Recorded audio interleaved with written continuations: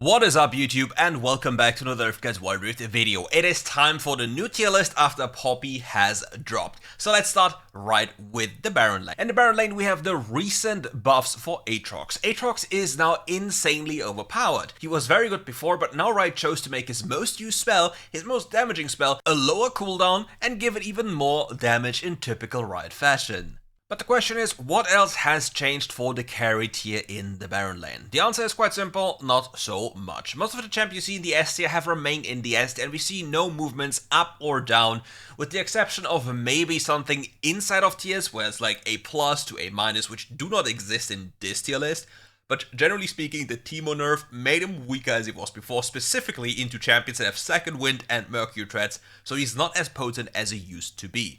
Other champions are still running insanely rampant on the top lane. The Gnar nerfs don't really affect him too much, they don't change why he's so strong. And for some reason, we haven't seen any nerfs for Rumble, which is quite confusing and worrying if you ask me. This champion is very much overtuned and very powerful. And as per usual, you know how it goes, champions within the S tier describe the overall meta situations, whereas champions in the A tier are like kind of off meta. With the next patch coming in though, Ambassador might be going into the S tier again, depending on how their changes go through, plus we see some quality of life changes, plus adjustments, plus maybe reworks on multiple champions, so stay tuned for these changes in 6.1. Now let's talk about the tank tier. Here we have Poppy going straight into the S tier. You can also maybe put her into the high tier as in pick up the patch, but in all honesty, Ornn still does more than Poppy does, and the reason is Ornn's teamfight presence. He has the ability to completely wipe out a teamfight with the ultimate, which you can say Poppy maybe has a similar way of doing so, but on Ornn's end it's insane damage, control, plus the ability to craft for teammates, or rather give them the ability to craft themselves on the map, which then grants them tempo.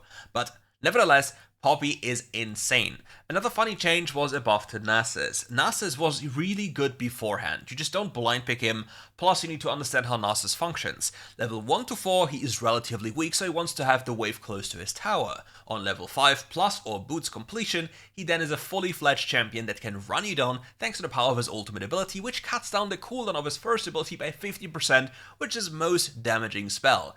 Plus, combining this with the buffs to it, plus the buffs to the armor pen, it's even more annoying to deal with this champion once he gets to that stage. But before we move over to the jungle tier list, let's talk about my partners for a second. If you're interested in getting any skin that is upcoming in the current patch or the next patch in WildRift, make sure to check out the description below because you can save up to like 32 euros on 10,000 wild calls, up to 50% on getting any giftable skin or any giftable content, and anything you want within the game. So stop spending so much money, start saving, use code KERKS and enjoy your time flexing all the skins you want while, well, not paying so much anymore. Anyways, we go straight to the jungle tier list. Here we have still Riven as the pick of the patch, being super annoying, super snowbally, and just an absolute abomination of champions.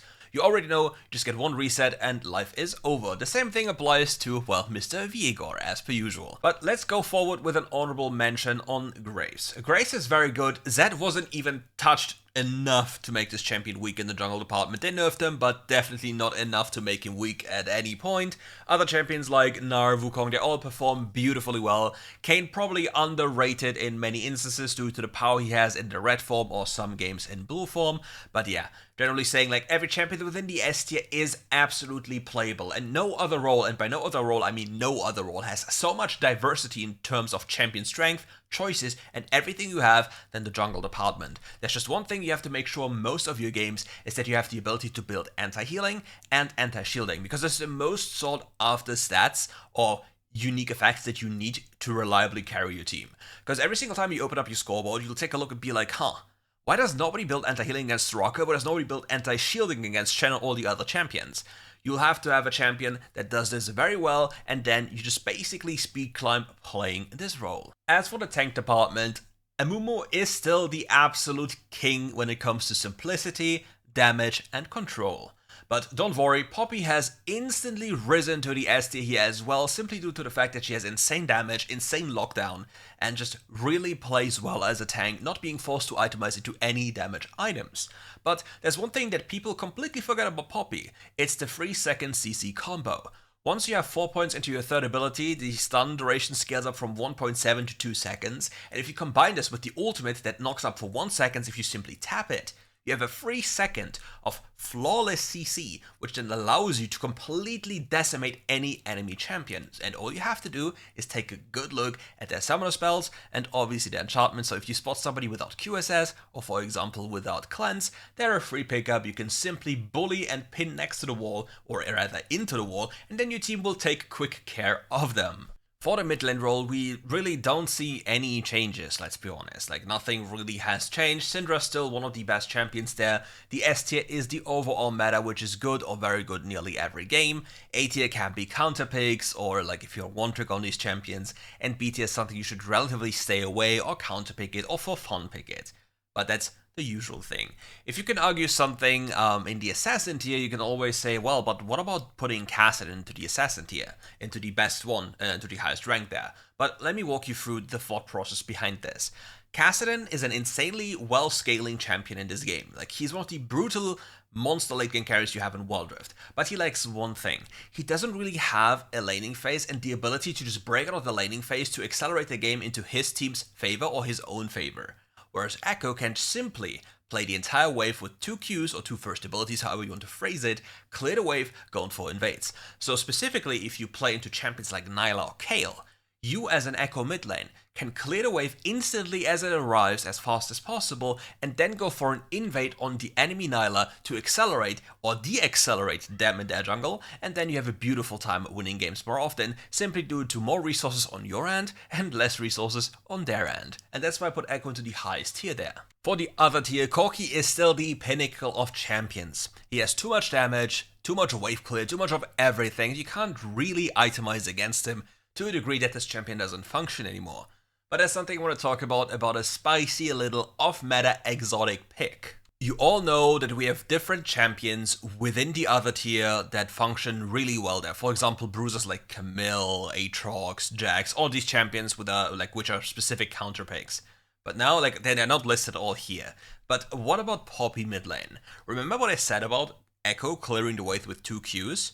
Poppy can do the same, that's the funny part. And since she has such a high range with her third ability, she can reliably reach mages as well, which is a big problem for these mages, because they don't have enough damage to deal with Poppy. Poppy has super high base damage, is able or capable to go into defensive boots and simply force trades into you. And you can never take a river fight into the Poppy because it's so difficult. You just get pinned into a wall and you take too much damage.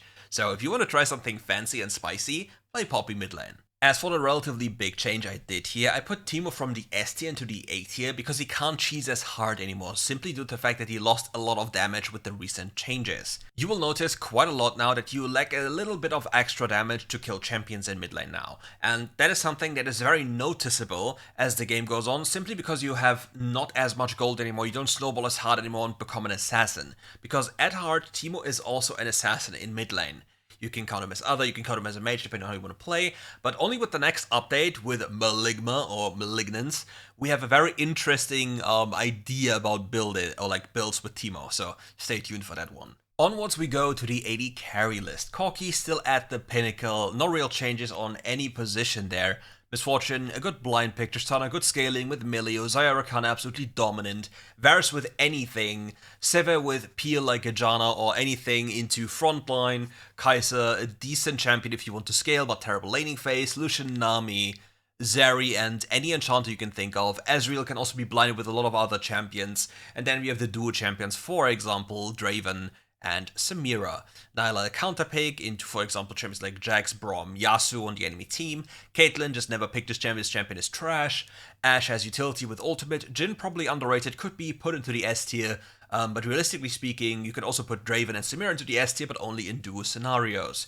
The B tier are champions that are dead, legitimately dead, they have no pulse anymore, right? Chose to just completely kill them, and then they put out patches with Twitch gaining 5 damage per E instance. Wow, amazing, fix the champion. No, the champion is still dead, unfortunately. As for the mages, we have the Ziggs Bomber as the highest possible pick there. It's the most reliable one you can get, and all the other champions work the same way as usual. Heimerdinger pretty good into melee comps. Zoe is really good if you have proper CC and if you're a really good Zoe player. Seraphine good into all in. Lux good into poke comps.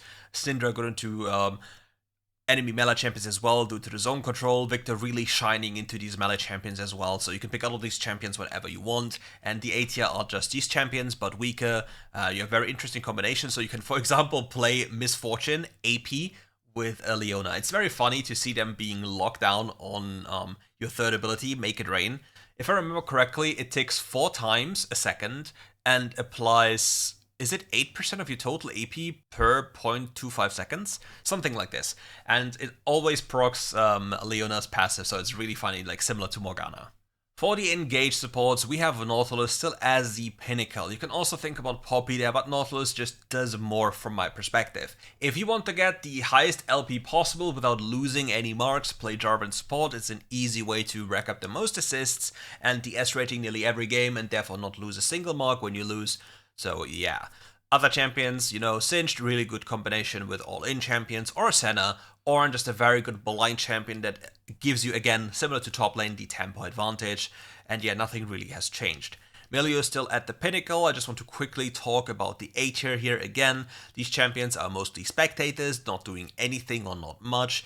Janna lacks the ability to choose who she shields. Morgana really doesn't do much as a support apart from exist, doesn't do damage, only provides black shield, and the value of that black shield, depending on the size of the black shield, is questionable because Morgana lanes can't really fight back early game, which means they get completely overrun in most cases. But yeah, champions within the S tier, you can always, if you want to, put Nami into the highest tier possible. This champion is busted, specifically with the harmonic in place. As for the carry tier, do yourself a favor, pick up Karma, enjoy your free LP, don't go tank Karma, go full AP Karma, enjoy your life, and yeah. That's pretty much it for today's video. Thank you all for watching. If you enjoyed this video, leave a like and subscribe to the channel. We'll probably see each other on the weekend with maybe a little stream. I don't know what to do yet specifically. But again, to remind you, check out my partners in the description below if you want to save big time on skins. Up to 32 euros on 10,000 wild cores. Up to 50% for any giftable content and other digital goods.